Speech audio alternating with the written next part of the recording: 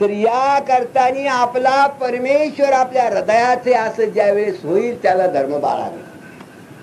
आता आपल्याला सांगताय की धर्म म्हणजे काय,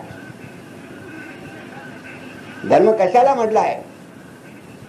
माता पिता गुरु स्त्री संतान शरणांगत आथित अभ्यागत आणि आगली इतके लोक धार्मिक, इतके लोकांची सेवा करणे याला धार्मिकपणा. असा ज्याच्या धार्मिकपणा असेल तर पृथ्वी फाटली तरी काही होणार नाही, आकाश पडलं तरी काही होणार. कसं यदा यदा ही हे धर्माच्या रक्षणा करताय.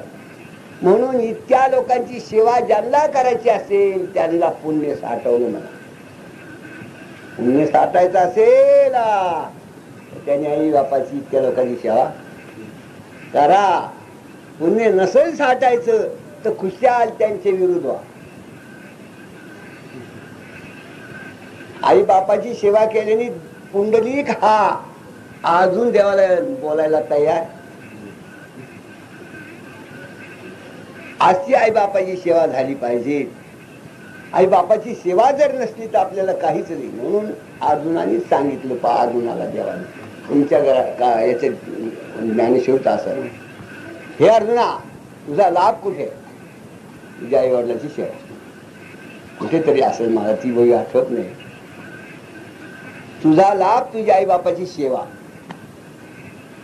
आणि हे जर जात असेल जे का माता पिता सखळ तीर्थाचे धुरे जे का माता पिता त्यांच्या सेवे लोण